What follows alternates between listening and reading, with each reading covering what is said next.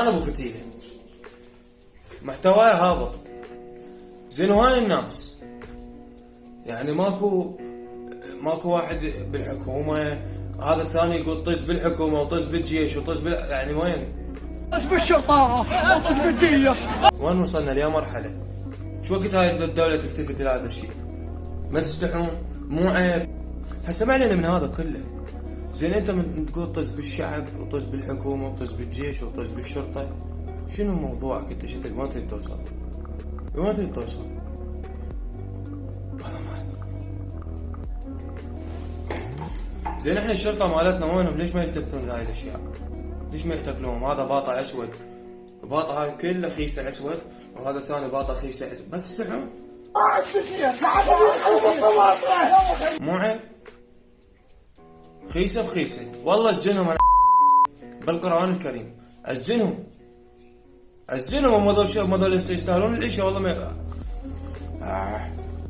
انا ما كتني بس عود عافوا المحتوى الهابط، راح على المحتوى الناجح، شوف المحتوى الناجح ما يتم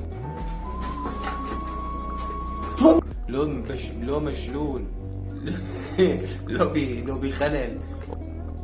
كل هاي الفكرة اللي انا سويتها بس على مود انه اقول للعالم اللي يكتبوا لي انه محتواي هابط انه انا صح، حتى لو محتواي هابط ما بيها مشكلة، بس هابط من يا ناحية. يعني انا عندي محتوى قديم جيمنج، وهذا المحتوى ما يعني منتظر بعدك امور راح اطورها وان شاء الله يصير خير. بس انا ما جاي اسيء للبلد ولا جاي اسيء للشعب ولا جاي اسيء لاي جهة بالعراق ولا جهة دول ثانية.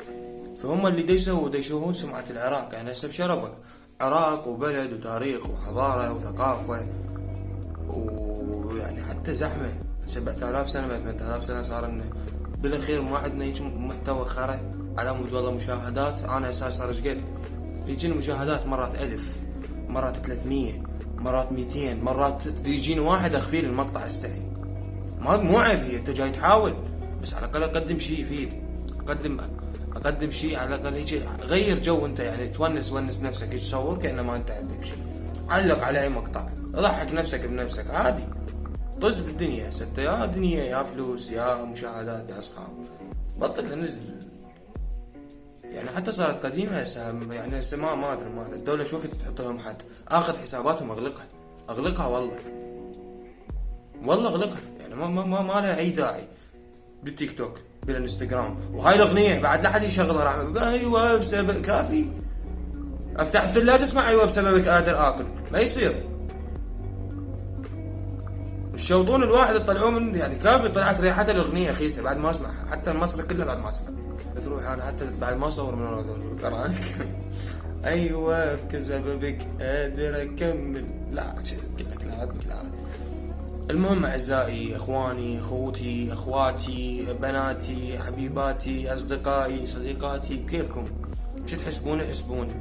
حسبوني مستطرق. المحتوى التافه هذا مطلوب محل. يعني انت عمي والله يا ريت تافه، محتوى زباله. هسه تافه كلام، يمكن محتوى تافه، انت زباله يا اخي، محتواك وانت زباله. باطاتك صابغن فحم ما ادري بشنو، وطالع تصور ما عندنا زيت، ليش ما مسويها طماطة؟ قاعد هسه الطماطة على حليل بعد اللي انا وكافي راح اختم اسجل المقطع كافي لعبة تروح اذا ما ادري بعد، بركة الله يصلحها. مع السلامة.